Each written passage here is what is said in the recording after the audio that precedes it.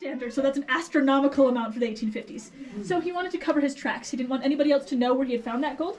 So he rode his horse all the way down to Denver before buying any more tools so that he could cover his tracks. Unfortunately, he didn't bring any money with him, so he had to pay for the tools with the gold he found, which obviously tipped people off, and they followed him back up here. We had 30,000 people come to Breckenridge in the 1860s, which for that time period, that's a lot of people. So much so that they stopped finding the big chunks of gold in the river in only about 3 years. This entire area, French Gulch, used to be a river, but they dredged it for 165 years and it's completely gone. All that's left are the giant piles of river rocks around us and that tiny little 2-foot wide creek on the side of the road. So once they ran out of the big chunks of gold and frankly ran out of the river, they had to figure out where that gold came from. So they moved on to stope mining. Now this is a diorama of the first couple thousand feet of Country Boy Mine, which is a stope mine, and for that process, the miners would go up to the top of the mountain and they would kick rocks around looking for signs of gold. The signs they were looking for were actually iron and quartz growing together at the same time, because that would indicate that the ground conditions are just right for the formation of gold. So once they found that, of course, they would start to dig. Now it's not the case in every mine, but here at Country Boy Mine, the vein of gold is vertical. So the miners were digging straight down the entire time. And that gets pretty difficult pretty quick, because you're fighting gravity and all of that rubble is going to pile up at your feet. And that happens to be exactly where you need to dig, so you have to lift that rubble out of the way before you can keep on going. That is where the ore bucket comes in. So back here in this corner, we have the original ore bucket used in Country Boy Mine. So this bucket is about 130 years old, which is pretty cool. Now they would use a steam-powered crane to lift this up out of that vertical mine shaft after filling it with rubble and metal. And that steam-powered crane is a pretty powerful machine, but this thing is pretty heavy. When these buckets are empty, they weigh about 300 pounds. When they're full, they're about 2,000 pounds. And that crane will probably start to break after about 60 feet of lifting 2,000 pounds. So they had to figure out a different way to get the rubble out of the mountain. That is why they started using the mine carts. The entire point of these horizontal tunnels is just to get to that vertical mine shaft so they can haul out the rubble. Now, even though it would take them about 3 years to dig these horizontal tunnels, that was still easier than hauling 2,000 pounds of rubble 500 feet straight up. They just didn't have the tech for that in the 1890s. However, they did continue to use these buckets. They used them for elevators. So this is how the miners got to work every morning. So you'd have 2 or 3 miners in here at a time getting lowered 500 feet down. Now, the average height for the miners was lower back in the day. It was about 4'11", but you still get really cozy with your coworkers in here for sure. I think I'm a little more comfortable commuting to work by car than by bucket for sure. Now we're going to go back up to that diorama real quick and I'll tell you how they got the mine carts and things inside. So they had to do everything manually. So they were doing a whole bunch of math and topographical calculations, and they would also use something called a core drill. They would drill out a cylindrical sample of the rock and see if it looked the same as when they started, because that vein of gold is only about 10 feet wide. So if you were off at the beginning, just by a couple of inches, you'd be off by a couple feet at the end. So you have to make sure to go in a very straight line. So those core drill samples would help them do that. Now once they figured out where to go, they would go down the mountain, dig inward until they hit that vein of gold, and then dig straight up until they connected with that previous mine shaft that they had dug with the bucket. When you're digging straight over your head, that's what's called a stope, so hence stope mine. And it's a lot easier than digging straight down, because gravity's doing the work for you. Instead of you having to lift up all of that rubble, you can just let it fall into your minecart, exactly. And then they would push the minecart back out the entrance and dump it into these piles called mine tailings. Now, do you guys see those yellow mounds across the street from us, all over the hillside? Those are the tailings from the Wellington mine. That's everything that used to be inside of the Wellington tunnels. Our pavilion is actually built on top of the tailing from this tunnel. That bright yellowish orange color actually comes from fool's gold. So fool's gold is made of iron, sulfur, and gold all mixed together. There actually is gold in fool's gold. It's just little trace amounts. But that iron and sulfur will discolor the dirt and change it that bright orangey yellow color. And that shows you just how much metal there is in the Rockies, because almost every single tailing in the entire state is going to be that color. Which is kind of cool. So once they figured out, once they had emptied out the minecart and connected these tunnels, they would go down the mountain again, dig inward and upward. This bottom tunnel is the one that we will be walking through today. We are right here in the dry room. We will make it back about 1,000 feet to about right there. Now this mine was abandoned for about 50 years. So during that time, there were a few collapses that happened. 99% of the collapses were in this upper tunnel here, the 1890s tunnel, which is a little sad because it's completely inaccessible, but we're hoping to open that back up in the next couple of years.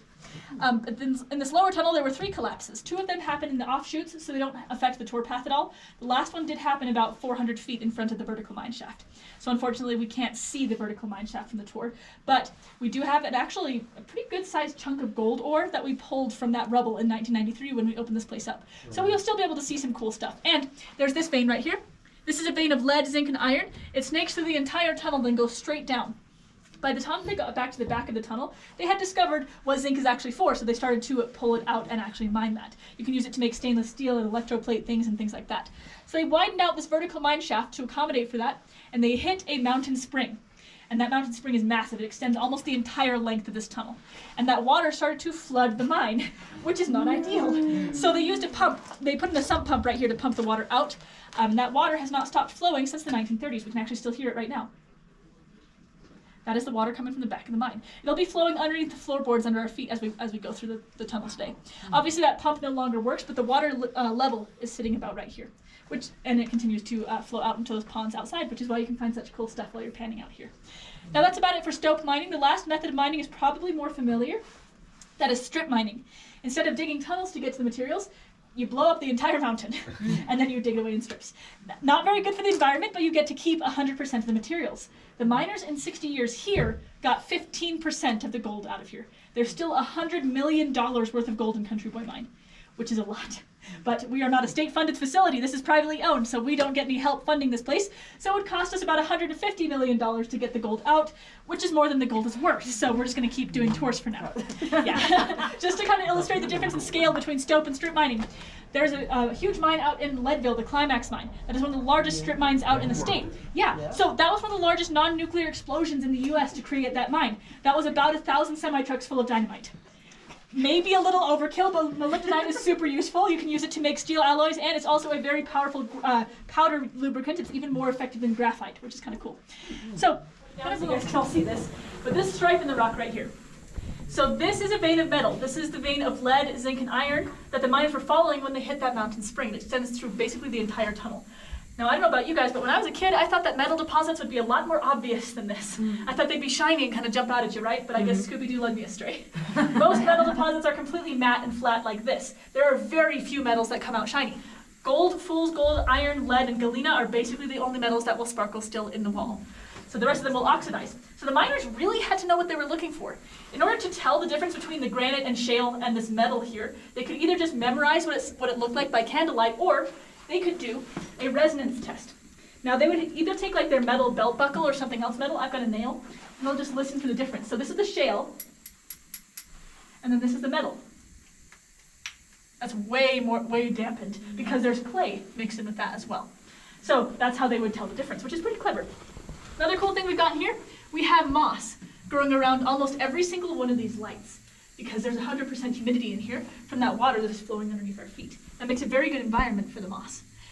Now, of course, before we put in the lights, the moss couldn't grow here because it needs to photosynthesize. The only things that could grow inside the mountain while the mine was operating were actually the miners themselves and also mushrooms. We have about 7 different species of mushrooms in here, actually including turkey tails. So the miners might have had something edible to snack on. We also have tons of mycelium. So if you guys see things that look like spider webs or like frost patterns, that's also fungus. So there's tons of moisture in here. So lots of cool stuff to keep your eyes out for. I will do my best to point out everything I can. I'm going to sneak back to the front of the group and we will keep on going. What was your name again? Katie. Thank you, Katie. Yeah, sure thing. Oh, thank you. So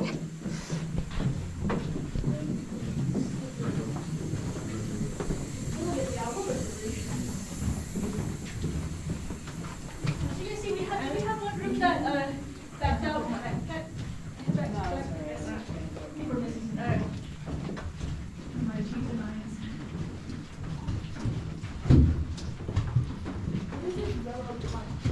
So that's actually our air pack. So we have the glass air here because we're cut off from that mine shaft. We won't get it.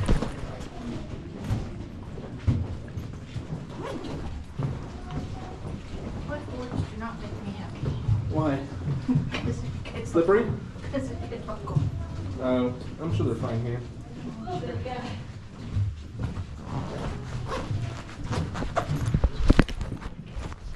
Glad I wore my hiking shoes. Eh.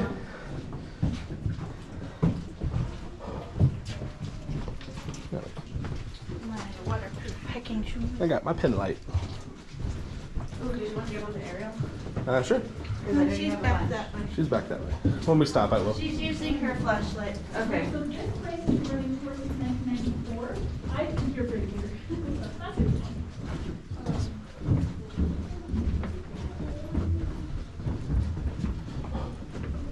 Wonderful.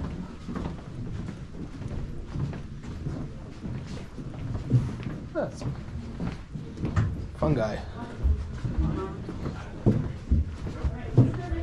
Oh, so slippery. It is slippery. You're right. Imagine having no grips on your shoe like me. Right there, perfect. Thank you. I would fall down. A lot. Or I would put weight in my heels and hang on to your back. That's fine. Either way. I'll give it to her. She gets it. Now we had a pair with like the tartan caps. Did they? Yeah, They're back there. okay, great. Yeah. Or Hello. they nailed one of the other. Welcome. Welcome. I just didn't want to leave them behind, but I guess they might have changed their minds. That's okay. Yeah, I think he It's a- turned back. Yeah, because it's a little bit. Walking. Yeah, didn't want his cane to slip between the floorboards. He Yeah. turned back. Okay, so we're about halfway through the accessible part of the tunnel right now. We're 500 feet in. We're also about 500 feet underneath the surface of the ground because that mountain has been kind of angling upward above us this entire time. So we figured the halfway point's a pretty good time to talk about how they created all of these tunnels here. So we have our blasting area sign here, as well as all of these fuses sticking out of the wall. So the miners use dynamite. Now this is replica dynamite, of course, this is just a PVC pipe, but the real stuff, they would use nitroglycerin. And that was developed in the 1860s. It replaced the black powder dynamite, black powder explosives at the time.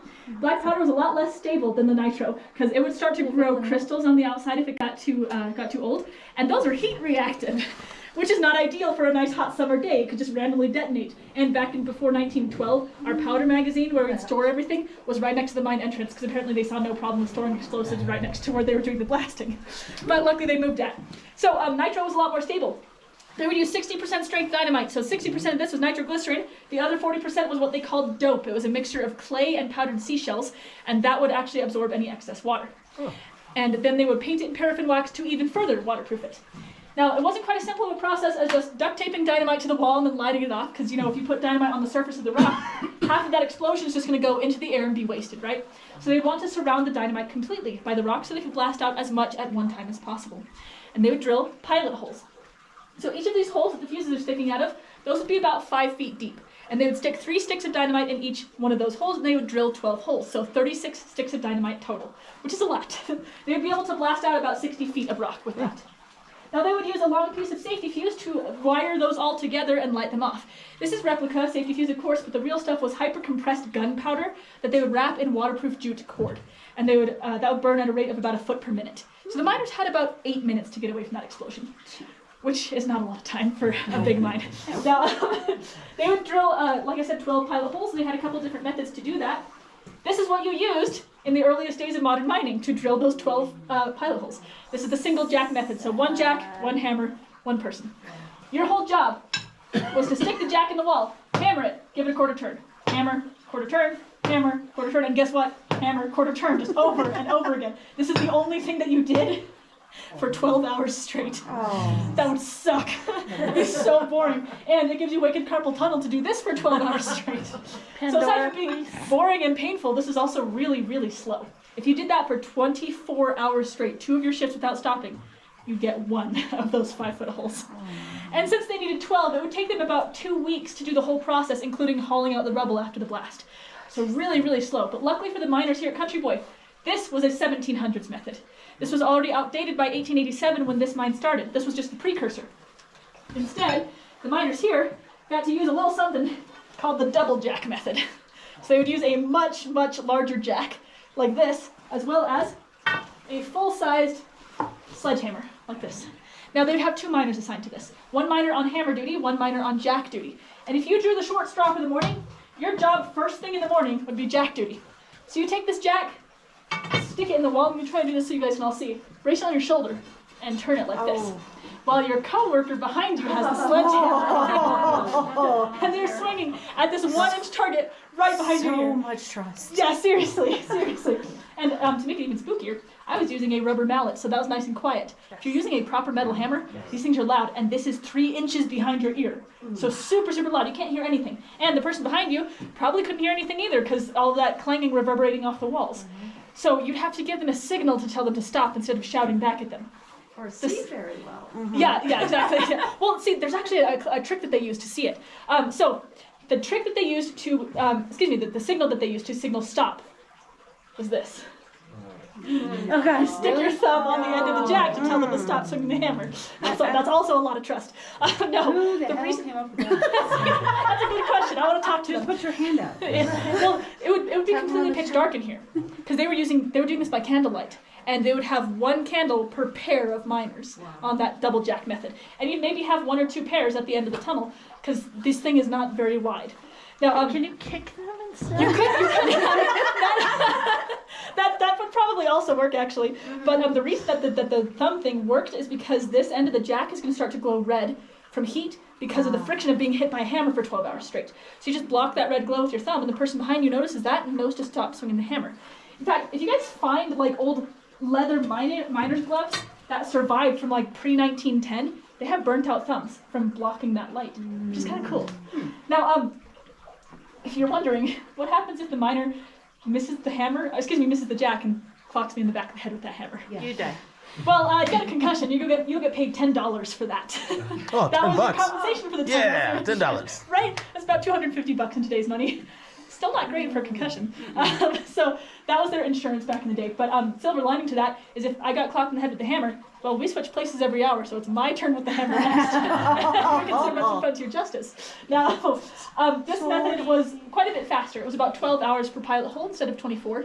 Still a little bit better. And they only had to use this for about 13 years, which sounds like a long time, but this mine operated for 60 years, so not too bad. Now, around 1900, the pneumatic drill was invented. Now, this particular model is a 1930s jackleg that we did buy, but we do have 3 that we found inside this tunnel when we opened it up in 1993. Ooh. So kind of cool. We have these 2 standing up right here. The one laying down over there, that one is called a drifter. So that is what we would use to drill the horizontal drifts or tunnels. Technically, a tunnel is open at both ends, so mine tunnels are called drifts because they're only open at one end. And then this super tall one, it's called a stoper. You use that to dig the stopes straight over your head. You bring that thing up 250 feet in the air on the scaffolding with nothing but a 3-foot tether on your belt, and that drill is about 8 feet tall and 120 pounds, and you'd be pressing that up over your head. So these guys had really strong arms and really strong shoulders. Yeah, seriously. Now, this one closest to me is called a wiggle tail. You grab that handle out to the side, you rotate the entire thing as you're going, because that added rotation enables you to dig really, really fast. So all these different kinds of drills were different variations of the very first one. The first ever pneumatic drill was called a widowmaker. We're going to get that nickname in just a second. So that was a game changer. It could drill a 5-foot hole in 5 minutes. That is so much faster. A huge jump from 12 hours to 5 minutes. It's amazing progress. But that does come with some problems. If you're drilling that fast, you're going to create a ton of dust. And then you're sitting here breathing that dust for 12 hours straight, which is super not good for you. That gives you something called silicosis, which reduces your life expectancy to 3 years. Really, really bad. So the miners had to figure out how to catch all of that dust. And what they did was pretty clever. They took this jack and hollowed it out. I'm doing my best to hold it at eye level, but it's a little bit tricky because I'm a little bit short. But they hollowed out the jack completely, and then they would run a pipe up through the back of the drill, and they would pump the water that is constantly flowing under our feet up through the back of the drill, through the the jack. And that would catch all of that dust and turn it into mud. And then that mud could get caught back up in the stream and get carried out the entrance. This is what inspired the water features that we see on large power tools today. If you guys have used tile saws, diving band, and ring saw, something like that, you've got water dripping on that band to catch the silica dust. This is what inspired that, which is pretty cool. Now we get to see the launch point. Now, I mentioned that this drill is from the 30s. It is about 94 years old, and it still works. Would you guys like to see it running? Sure. Awesome. I do have a pair of headphones, if you would like. Yeah. Awesome. It is a little bit loud because these are the precursors to jackhammers, so I would recommend plugging your ears. It's not going to shake the tunnel or anything like that, but it's just a little bit loud. So we'll wait for everybody to be ready, and then I'll turn on the air pressure, and we'll see what this is like. Okay, ready? Yep. Okay, air pressure does hiss a little bit.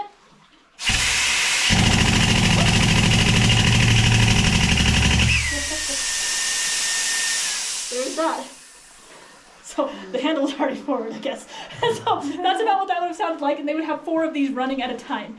And they did not have DeWalt headphones back in the day. So a little bit crazy. They would maybe have some cotton in their ears. Thank you very much. And that's the best they could do. You're right.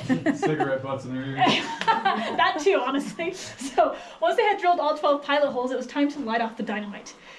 But it was considered really bad luck to run in a mine. So they weren't allowed to. So they would just have to power walk their way out of here. But you know, there are 6 miles of tunnels in this mountain, and you only have 8 minutes to get away. So that's not enough time. The miners would just have to find somewhere to hide from that explosion. They would hide either in like a little pocket in the rock or behind some of the timber sets, those square supports that we've been walking under this whole time. They would hide behind one of those. They would plug their ears and open their mouth. Pressure. Yeah, exactly, that shockwave. It's going to pass through your body no matter what. The natural path that shockwave wants to go is out your ears because your ear canals are always open. So you want to force it out your mouth instead to keep your eardrums from rupturing. Wow. So kind of clever problem solvers, these guys. So they were sitting there, ears closed, mouth open, and they were counting for 12 explosions. But what if they only heard 11? That's a really big problem. Some of those sticks of dynamite didn't go off, and they had no way of knowing why or which ones. So they would just wait about 15 minutes. If it still didn't detonate after 15 minutes, well, somebody would have to go back there and try and trigger the dynamite on purpose to be sure to get rid of it. And that somebody was not one of the miners. They would find a 9 to 12-year-old boy, and they would give him a couple fresh sticks of dynamite and send him to the end of the tunnel. And those boys would have to crawl through the half-blasted-out rock and look through the remaining pilot holes with a candle to try and find the leftover dynamite. Once they found the pieces that didn't go off, they put the fresh sticks of dynamite in there, light them, hide, and hope that the duds got caught in the blast. Yeah. Dang. Those boys, they were called powder monkeys, and they were paid $1 a day. Yeah, not a super fun summer job, if you ask me. They would also hire schoolboys to dig through the mine tailings to find any gold they might have missed when they were tossing the rubble out. I think I'd rather do that for sure. Now that's kind of the process that they would repeat over and over again. They would bore the holes, light off the dynamite, bring in the tracks, and haul out the rubble. One of my favorite things in this entire tunnel is these rails, just like I was talking about with you. These are 1906 minecart rails. There are only about 10,000 mines left in the US that still have the first pair of rails that was installed in them, and this is one of them. The reason there are so few is because during World War I, a lot of mines were stripped for metal. They would take out the rails and the air pipes and melt them down, right? The reason this one survived is actually because of the zinc. This zinc in this mine is ridiculously pure. There is 54% zinc by weight in here. So that means if you had a 1-ton minecart, 2,000 pounds of rock, at least 1,200 pounds of that was just pure zinc. Just insane. Stainless steel during the war or something. Yeah, exactly, yeah. And or like electroplating things too. So the superintendent of this place actually lied to other mine owners in the area and told them we had a purifier back here because he didn't want them to know that the vein of gold, that the vein of zinc was just that good. So kind of cool that we get to see what kept this place alive. What That's about about the it. wood? Is the wood original? Unfortunately, the floorboards are one of the few things in here that are not I original. would think Yeah. they were newer. Yeah, these are. We have to replace these like every year because they get so much traffic on them. Yeah. Yeah, but we do have the air tank back there. That's our high pressure air tank from the 1940s, and then that pipe behind you guys is also the high pressure air pipe from the 1940s as well. And then about 75 to 80% of the timber sets in here are also original. So yeah, we try to keep this place as authentic as possible. So that's about it for the digging process. Any other questions before we keep going? Okay, Marvelous, just gonna check Wait, the. was this mine strictly, what was like the chief metal? The chief metal was actually the zinc. Okay. It got famous from the gold, but once they figured out what zinc was for in about 1905, then a zinc company actually came through here and bought the zinc. So there were actually 3 owners of this mine. There was William Lennox who owned the land, there was the state that owned the gold, and then a zinc company owned the zinc. So kind of complicated ownership process Are there. these holes original? These ones on the side of the wall are not, unfortunately. They would mostly just dig them on like that way. So yeah, these are our demonstration holes. Cool. Awesome. Alrighty, so we're just gonna keep on going, see if I can find the group. Pardon me, thank you. Alright, here we go.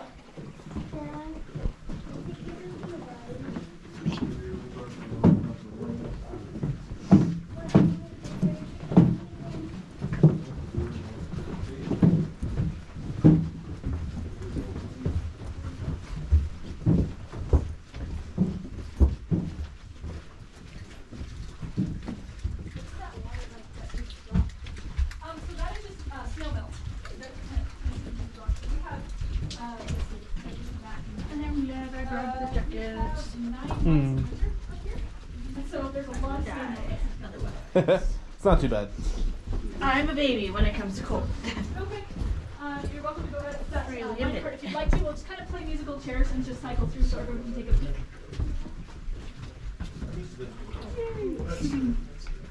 Watch out. Watch your step. Oh yeah, we got a track switcher.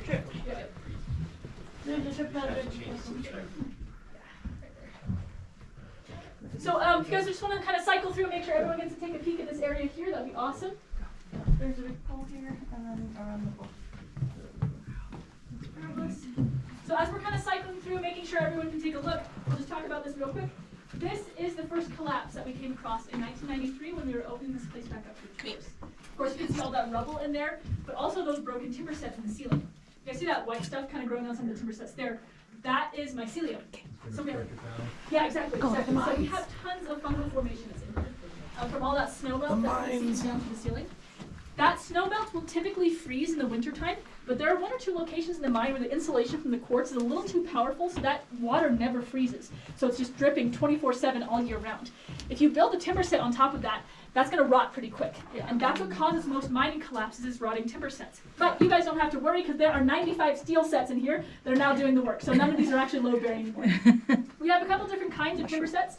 We have these square ones. So these square timber sets are about from the 1940s. So these are chemically treated and compressed cedar. And then these circular timber sets. These circular sets are my other favorite thing in this entire tunnel. These are 1921 timber sets. And these are just lodgepole pines. So the miners would go outside and pick a tree and figure, this looks like it could hold up a mountain, and bring it inside and prop it up. They didn't even drill them into the ceiling. They just kind of compress them in place with these wedges and shims here. Nice. So they would add or remove the wedges and shims as the wood expanded and contracted to make sure that it was a super tight fit. They would place these timber sets very intentionally on top of fissures of fault lines. Fissures, fault lines, or seams. We've got a seam of quartz right there. Are you okay? And I'll show you guys on this side as well. It keeps going through there too. Oh yeah. They build the timber sets exactly on top of those fissures, just to add as much strength as possible to the tunnel. There's actually a fault line on the vertical mine shafts. There are tons of supports around that as well. So that's about it for the support system. Do you guys have any questions before we go to the back? So are the fissures are where it's the mine's most likely to collapse? Yeah, the fissures, and then in areas where the support suddenly goes away if the timber sets collapse. That's a huge risk as well. But yeah, the fissures, we've got different materials meeting each other, so that can actually slip a bit. Okay. Yeah, exactly. Yeah, because there aren't timber supports everywhere. No, they're not. They're it's just they would basically do kind of stress tests on the rock to see if the fissures were going to slip. If it was a fissure of quartz, that quartz could fall out of the fissures completely, and that's something called dribble rock, and that would increase the likelihood of that fissure slipping. So it's more like what the fissure was actually made of. If it's just a line where quartz and where shale and granite are meeting each other, that's actually stronger than a straight up seam of quartz. Okay. Yeah, awesome. So that answer your question, Lola? Yeah. Fabulous. Okay, we're gonna make our way to the 1,000-foot mark. It does get a little bit more damp on the floor here, so please just be extra careful to watch your step. You stick to the front, and then we will keep on going. Pardon me. Thank you. Here we go. Okay, did you study geology? So I got my degree in history, but we have a geologist working here, and our superintendent is a third-generation miner. So I've learned a lot from them. They're very, very good teachers.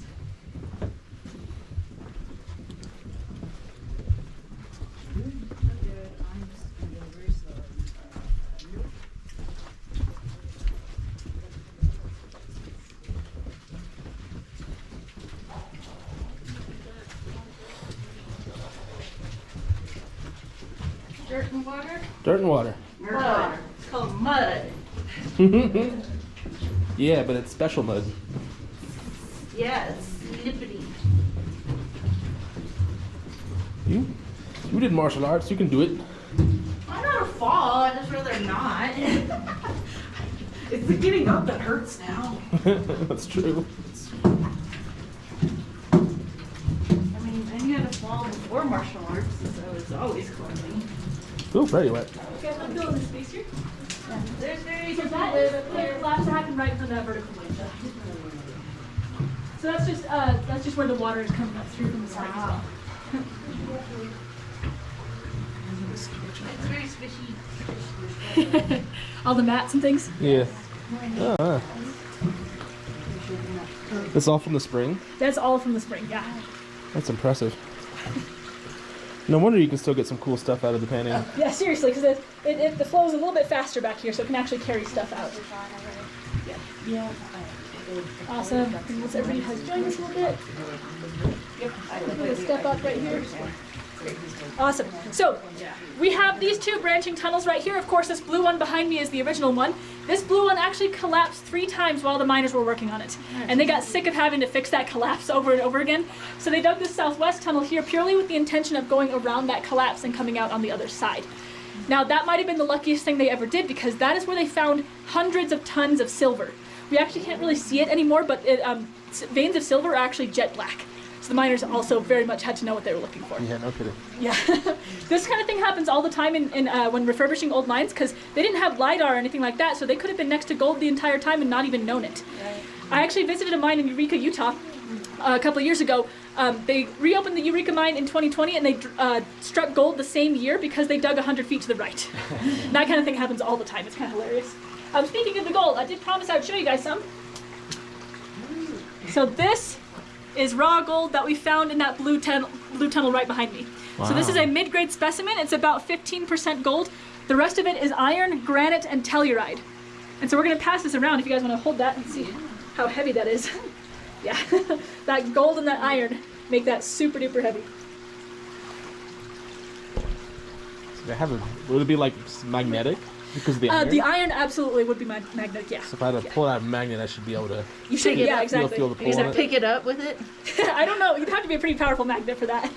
But in order to get the gold out of this ore here, they would have to... Nope. There's a lot of granite in there as well, so it might be a little bit hard to feel that magnetic pull. But in order to get that out of there, you have to crush it. So do you guys see that building in our parking lot that's kind of collapsed a bit? So that's the old Henderson ball mill.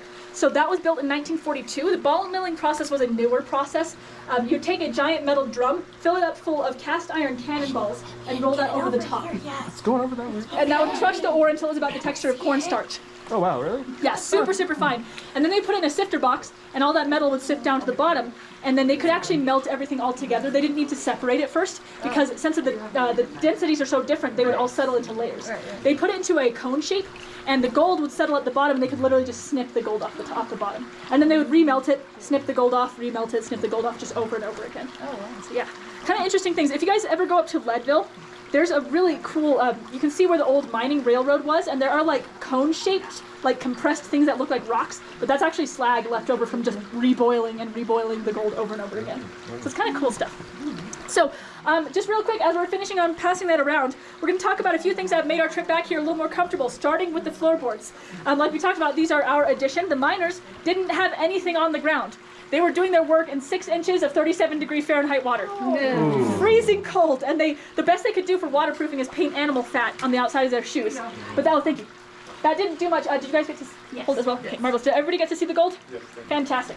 So that didn't do much for the temperature though, so your feet were going to be numb for your entire shift, and that would really suck. Now the second improvement we've made is this airbag. So this will inflate to about 2 feet in diameter. We blast 700 cubic feet per minute of air back here twice a day for an hour, and then we take an O2 test with our electric meter. The miners, of course, didn't have an electric O2 meter. They had a 4-inch iron pipe and a canary. Now don't worry, the bird is not real. It is just styrofoam. It looks a little bit rough because we are historians, not artists. These guys were actually back here to monitor for methane rather than oxygen, because it's a huge fire hazard.